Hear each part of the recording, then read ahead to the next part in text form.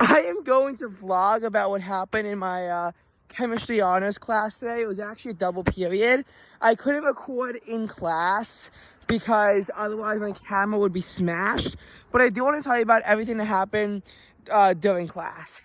So first of all, there was somebody, and I might know them before, who was right in front of me. I had to run from the band room to get there because we only had 2.5 minutes across the school, so I had to run there.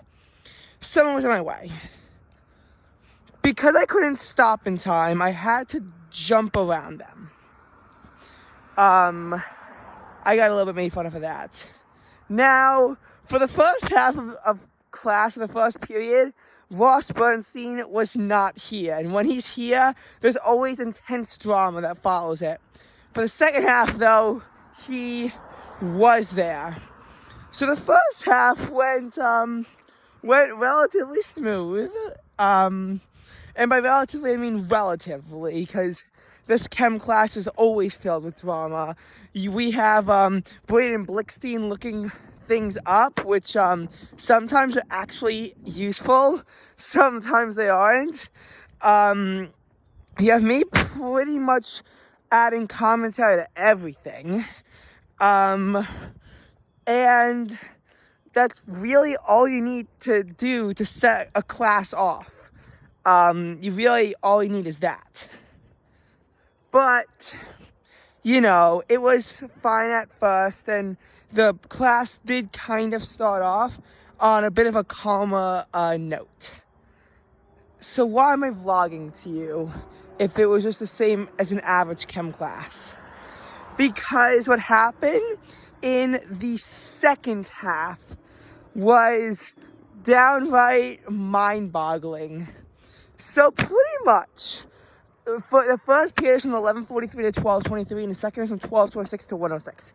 And as I told you, Ross is going to show up in the second half.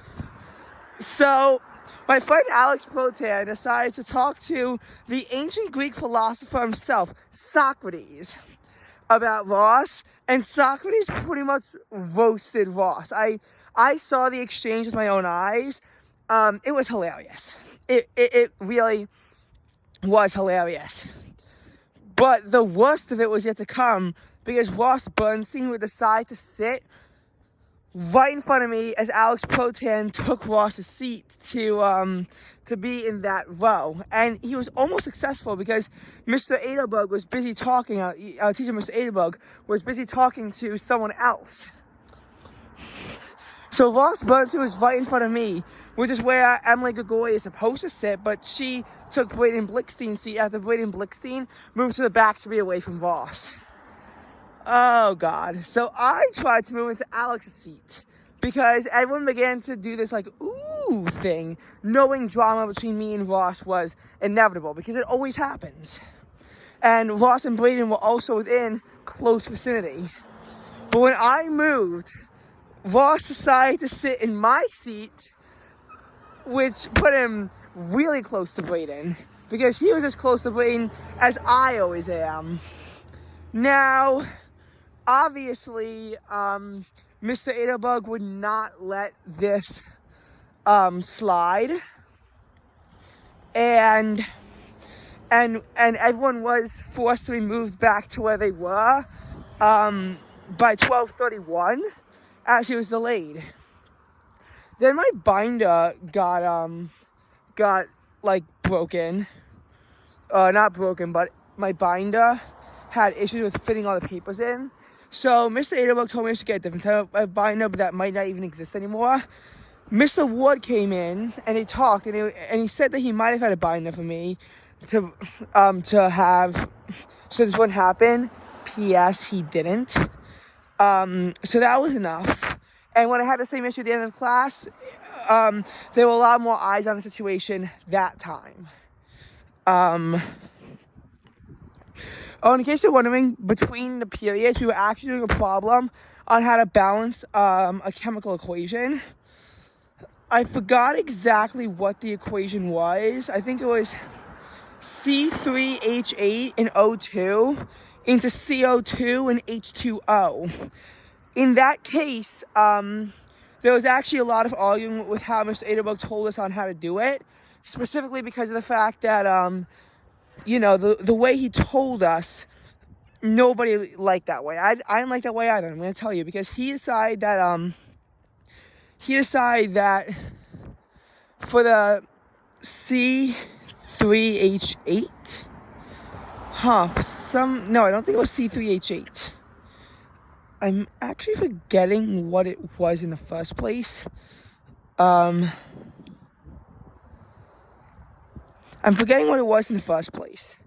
But pretty much the CO2 was given 8. The H2O was given 9, which would give 12.5 oxygens in that process. But obviously you can't have half of that oxygen diatomic thingy, so everything has to be multiplied by 2. And I forgot what the exact problem was, but it was like all on those lines.